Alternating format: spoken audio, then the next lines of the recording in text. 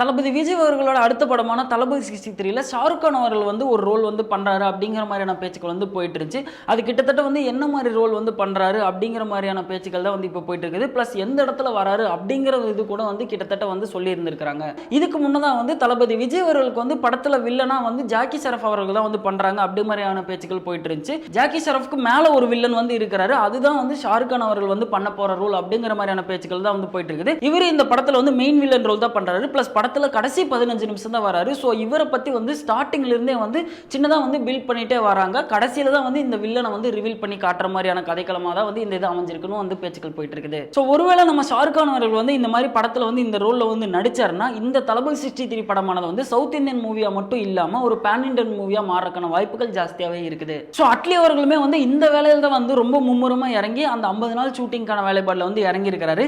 இதுக்கிடையில வந்து நேற்று கிருஷ்ணதேவி அப்படிங்கிறவங்க வந்து அட்லி மேலேயும் அவங்களோட அசிஸ்டன்ட் டைரக்டர் மேலே வந்து கேஸ் ஃபைல் பண்ணியிருந்தாங்க. இது சம்பந்தமா வந்து அவங்க சைடு இருந்து விசாரிக்கும் போது தெரிய வந்த ஒரு விஷயம் என்னன்னா, இந்த மாதிரி அட்லி அவர்கள் வந்து இந்த விஷயம் வந்து ஒரு ஃபால்ஸான விஷயம் தான், இதுல நான் போய் இறங்கி மும்முரத்தை காட்டுறதை விட இந்த 50 நாள் ஷூட்டிங் வந்து ப்ராப்பரா இருக்கணும் அப்படின்னு சொல்லி நான் அதில் ஆர்வம் காட்டினா நான் என்ன எதிர்பார்க்கறேன்னா அதை விட வந்து டபுள் மடங்கு வந்து எனக்கு வந்து அவுட்புட் கிடைக்கும் சொல்லி அதுல வந்து இறங்கி வேலை பார்த்துட்டு இருக்கிறாரு. ஸோ இந்த மாதிரி வந்து அவங்க கேஸ் ஃபைல் பண்ணது வந்து கண்டிப்பா ஒரு தப்பான விஷயம் அப்படிங்கிறதுனால வந்து இந்த விஷயத்தை அவர் கண்டுக்காம அப்படியே வந்து விட்டுட்டாரு. மக்கள் செல்வன் விஜய் சேதுபதி அவர்கள் நிறைய அவார்ட் ஃபங்க்ஷன்ஸ்ல வந்து கலந்துருக்காரு, நிறைய அவார்ட் வாங்கியிருக்காரு. ஸ்டேஜ்ல வந்து நிறைய கருத்துக்களை வந்து அவரோட ஃபேன்ஸுக்கு சரி நிறைய பேருக்கு சரி வந்து பதிவு பண்ணிட்டே வந்துட்டு இருக்காரு. ஆனா அவர் வந்து முதல் வாங்கின அவார்ட் ஃபங்க்ஷன்ல என்ன வந்து பேசியிருந்தாரு, என்னென்னலாம் வந்து சொல்லியிருந்தாரு அப்படிங்கிற வீடியோ உங்களுக்காண்டி எக்ஸ்க்ளூசிவா இன்ஃபேக்ட் சொல்ல போனா நம்ம தான் வந்து அவருக்கு ஃபர்ஸ்ட் வந்து அவார்டே வந்து கொடுத்துருக்கிறோம். ஸோ அந்த வீடியோ உங்களுக்காக.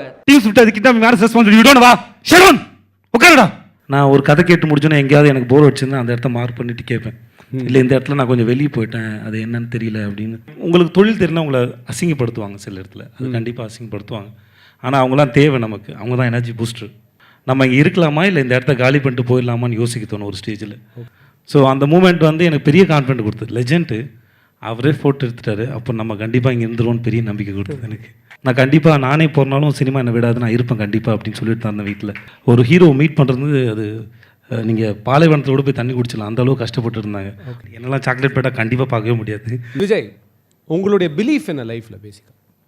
What you believe? ஏன்னா கண்டிப்பாக லைஃப்பில் எல்லாருக்குமே ஸ்ட்ரகிள் பீரியட்னு ஒன்று இருக்குது. நீங்கள் அந்த ஸ்ட்ரகிள் அழகாக கற்றுக்கிற பீரியட்னு சொன்னீங்க. பட் உங்களுடைய பிலீஃப் என்ன? அந்த ஸ்ட்ரகிள் பீரியடில் என்னைக்காவது ஒரு நாள் நான் இந்த மாதிரி மேடை வருவேன் அந்த மாதிரியா, இல்லாட்டி நம்ம இந்த இடத்துல இருக்கோம், நம்ம ஏதோ ஒரு இடத்துக்கு போயிட்டு இருக்கோம் ஆனால் போயிடுவோம் அப்படின்ற ஒரு நம்பிக்கை, எந்த மாதிரி ஒரு நம்பிக்கை உங்களை ஆக்சுவலாக இந்த அளவுக்கு கொண்டு வந்துச்சுன்னு நினைக்கிறீங்க? தெரியல, நான் ட்ரை பண்ண ஆரம்பிக்க தான் நான் சொன்ன மாதிரி எனக்கு சும்மா இந்த ஆசை தான். நான் ஃபோட்டோ சும்மா எடுத்துகிட்டே இருப்பேன். எங்கள் அண்ணன் நான் ஃபோட்டோ எடுப்பான், அப்போது சொல்லுவாங்க கூட இருக்க துபாயில் இருக்கும்போது ஃபோட்டோ எடுப்பான் எங்கள் அண்ணன். அப்போது ஃப்ரெண்ட்ஸ்லாம் கேட்பாங்க என்ன சும்மா உன் தம்பி எடுத்துகிட்ருக்குன்னு. என் தம்பி நான் கிளிக் பண்ணுற வரைக்கும் சிரிச்சிக்கிட்டே இருப்பான், அவங்களால முடியுமாடா அப்படின்னு கேட்பான். அவன் சும்மா ஒரு கஷ்டப்படான், ஸ்மைலிங் நல்லாயிருக்கும் சொல்லிட்டே இருப்பான். அப்படி தான் இருந்துகிட்டே இருந்தது. அப்புறம் ஒரு ஸ்டேஜில் உள்ளே வந்து ட்ரை பண்ண ஆரம்பித்தேன். அப்புறம் நீங்கள் உங்களுக்கு தொழில் தெரினா உங்களை அசிங்கப்படுத்துவாங்க சில இடத்துல, அது கண்டிப்பாக அசிங்கப்படுத்துவாங்க. ஆனால் அவங்களாம் தேவை நமக்கு, அவங்க தான் எனர்ஜி பூஸ்டர். ஸோ அது ஏன் நடக்குது அப்படின்னு யோசிக்கும்போது சரி நமக்கு என்ன தெரியும், நம்ம இங்கே இருக்கலாமா இல்லை இந்த இடத்த காலி பண்ணிட்டு போயிடலாமான்னு யோசிக்க தோணும் ஒரு ஸ்டேஜில். ஸோ அப்படி தேடிட்டு இருக்கும்போது இப்போ சாதமாக நீங்கள் மயக்கமான நிறைய பேர் பார்த்துருப்பீங்க நினைக்கிறேன். அதில் ஒரு மூமெண்ட் வரும், தனுஷ் ஃபோட்டோ எடுக்க ட்ரை பண்ணிட்டே இருப்பார். அப்போது ஒரு ஷார்ட் போட்டிருப்பாங்க, ஒரு இலை வந்து அப்படியே ஒரு நல்ல சம பிஜிஎம்மில் வந்து அப்படியே அவர் மேலே விழும். அப்போ அதை பார்க்கும்போது எனக்கு தோணுச்சு, இந்த நீ இப்போ ஆசீர்வதிக்கப்பட்டு போகிறாய், உன்னோட லைஃப்பில் ஒரு இம்பார்ட்டன்ட் மூமெண்ட் வரப்போகுது அப்படின்னு அவனுக்கு ஏதோ ஒன்று சொல்லுது. ஸோ என் லைஃப்பில் அந்த மாதிரி ஒரு மூமெண்ட்னா பாலுமந்தா சாரை ஒரு வாரம் தான் ஃபாலோ பண்ணியிருப்பேன். அவர் என்ன வேணும் தம்பி அப்படின்னு கேட்டார். இந்த மாதிரி நான் சான்ஸ் கேட்டு வந்தேன் சார் அப்படின்னு. அப்போ ஒரு அனல் காற்று எடுக்கிறதா அவர் பேச்சு இருந்தது. அப்போ வந்து அவர் சொன்னார், உன் கண்ணும் சிரிப்பும் நல்லாயிருக்கு, நான் நாளைக்கு வந்து ஃபோட்டோ எடுக்கலான்னு சொன்னார். ஸோ அவர் வீட்டு மாடியில் ஒரே ஒரு ரிஃப்ளெக்டர் வச்சுட்டு கேமரா வச்சுட்டு ஒரு 4 ஃபோட்டோ எடுத்துகிட்டு ஒரு 1 வீக் கழித்து ஃபோட்டோ வாங்கிக்கோ, நான் என்கிட்ட ஒரு காப்பி இருக்கும், நான் படம் எடுத்தேன்னா ஒரு சான்ஸ் தரேன்னு சொன்னார். ஸோ அந்த மூமெண்ட் வந்து எனக்கு பெரிய கான்ஃபிடென்ட் கொடுத்தது. லெஜெண்ட்டு அவரே ஃபோட்டோ எடுத்துட்டாரு, அப்போ நம்ம கண்டிப்பாக இங்கே இருந்துருவோன்னு பெரிய நம்பிக்கை கொடுத்தது எனக்கு. ஸோ இந்த மாதிரி அப்புறம் நிறையா ஃப்ரெண்ட்ஸு அவங்களோட சேர்ந்து கற்றுக்கிட்டது. ஸோ இதெல்லாம் ஒரு ஸ்டேஜ் பை ஸ்டேஜ் வந்து முதல்ல வரும்போது நான் தகுதியானான்னு தெரியல. அதுக்கப்புறம் ஸ்டேஜ் வந்து வீட்டில் கேட்டுனாங்க, இன்னமும் நீ ட்ரை பண்ண போறியா அப்படின்னு சொல்லிட்டு.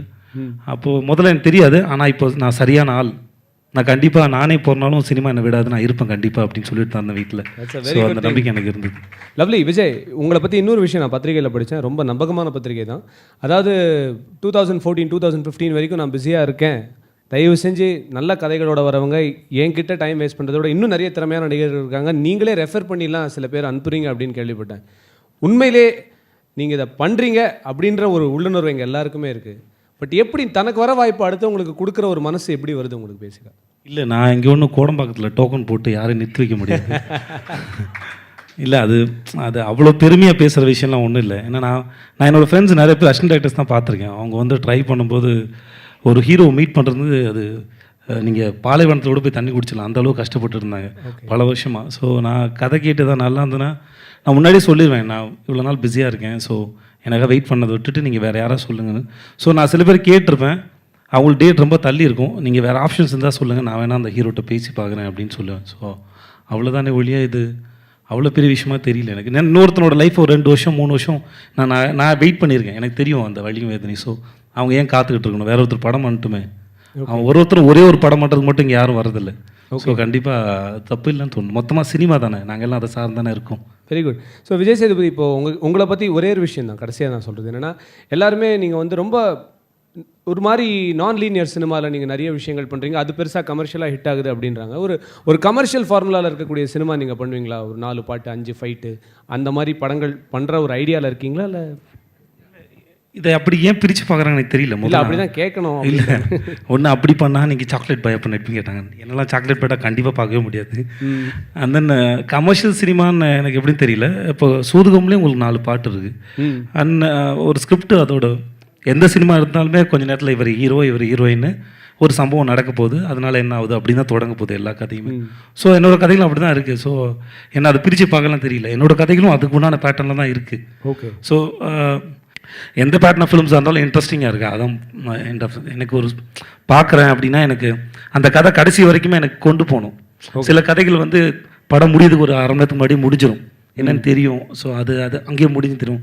ஸோ கடைசி வரைக்கும் கொண்டு போகிறதுக்கு சில பிளாட்ஸ் தேவை. அது எவ்வளோ தூரம் இருக்குது, என்னை எவ்வளோ தூரம் இன்ட்ரெஸ்டிங் ஆக்குது.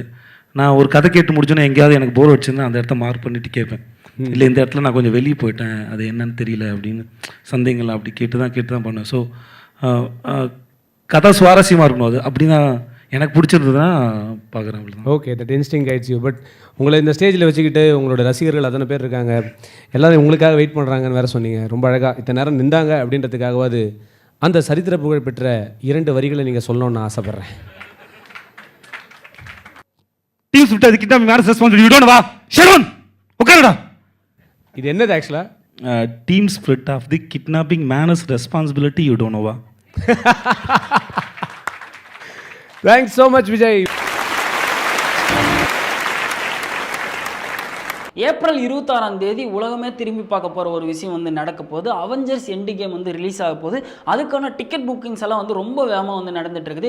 இன்ஃபேக்ட் சொல்லப்போனால் வந்து டக்குன்னு வந்து ஆன்லைனில் ஓப்பன் பண்ணோன்னு வந்து அந்த தேட்டர் ஓனர்ஸ் எல்லாம் வந்து ட்விட்டர் பேஜில் வந்து போடும்போது டக்குன்னு புக் ஆகிட்டே வந்துட்டு இருந்துச்சு. ஸோ அந்த வேலை பார்க்கும்போது ஆல்மோஸ்ட் எல்லா இடமே வந்து ஃபில் ஆயிருக்குது. ஸோ இந்த மாதிரி வந்து டிக்கெட்ஸ் எல்லாம் வந்து சரசரன்னு புக் ஆகிட்டு இருக்கிற சமயத்தில் இந்த படமானது வந்து ஃபர்ஸ்ட் வீக்கெண்டில் வந்து எவ்வளோ கலெக்ட் பண்ணும் அப்படின்னு சொல்லி பார்க்குற பட்சத்தில் கிட்டத்தட்ட வந்து ஒரு 7000 கோடிகளை தாண்டி வந்து கலெக்ட் பண்ணும் அப்படின்னு சொல்லி வந்து ஒரு கணிச்சு வச்சிருக்காங்க.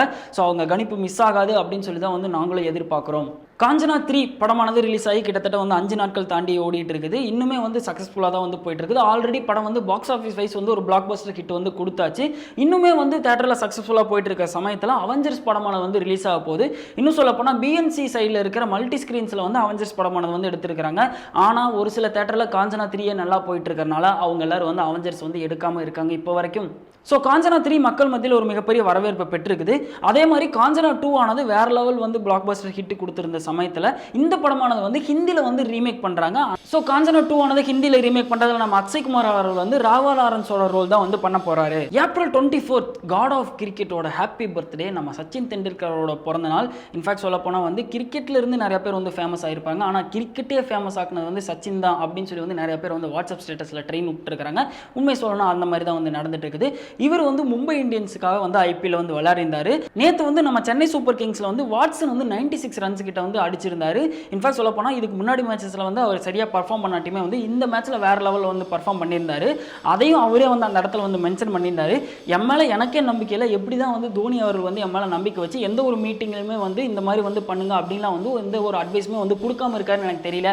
அப்படின்னு சொல்லி வந்து சொல்லியிருந்தாரு. ஸோ எதுக்குடா வந்து மும்பை இந்தியன்ஸ் பற்றி பேசணும்னு சென்னை பற்றி பேசினா அப்படின்னு சொல்லி நிறைய பேர் கேட்கலாம். இன்ஃபேக்ட் சொல்ல போனால் நேற்று மேட்ச் ஜெயிச்சதுக்கு அப்புறமா சென்னை டீம்ல இருந்தே நிறைய பேர் வந்து என்ன சொல்லிட்டு இருக்காங்கன்னா 26ஆம் தேதிக்காக நாங்கள் வெயிட் பண்ணிட்டு இருக்கோம் அப்படின்னு சொல்லி வந்து சொன்னாங்க. ஒருவேளை அவங்களும் அவெஞ்சர்ஸ் எண்டிகேம் படம் பார்ப்பாங்க அப்படின்னு சொல்லி நான் எதிர்பார்த்துட்டு இருந்தேன். ஆனால் அப்படி இல்லை, அவங்களுக்கும் மும்பைக்கும் வந்து அதாவது சிஎஸ்கே vs மும்பை மேட்ச் இருக்குது, அதுக்காக வந்து சிஎஸ்கே டீமுமே ஈகராக வெயிட் பண்ணிட்டு இருக்காங்க அப்படிங்கிற விஷயம் மென்ஷன் பண்ணியிருக்காங்க. So Mumbai Indians god of cricket Sachin Tendulkar, அதனால மும்பை இந்தியன்ஸ், அதனால தான் வந்து கனெக்ட் பண்ணேன். ஸோ இப்போ 2 பேர் இருக்கிறாங்க. எப்படின்னா அவெஞ்சர்ஸ் எண்டு கேமுக்காக வந்து 26ஆம் தேதி ஒரு சைடு நிறைய பேர் வந்து வெயிட் பண்ணிட்டு இருக்காங்க, இன்னொரு side Mumbai Indians vs Chennai Super Kings மேட்சுக்காக வந்து வெயிட் பண்ணிட்டு இருக்காங்க. ஆனால் இன்னொரு சைடு இன்னொரு குரூப் இருக்கிறாங்க, என்னை மாதிரியே 2க்குமே வந்து வெயிட் பண்ணிட்டு இருக்காங்க. ஸோ நீங்கள் அந்த 26ஆம் தேதி அன்னைக்கு எதுக்காக வெயிட் பண்ணிட்டு இருக்கீங்க அப்படின்னு கமெண்ட் பாக்ஸில் கமெண்ட் பண்ணிருங்க. அது மட்டும் இல்லாமல் லைக் பண்ணுங்கள், ஷேர் பண்ணுங்கள், மறக்காமல் வீட்டாகிஸ் சேனலுக்கு சப்ஸ்கிரைப் பண்ணிட்டு பக்கத்தில் இருக்க பெல் ஐக்கானை கிளிக் பண்ணிருங்க.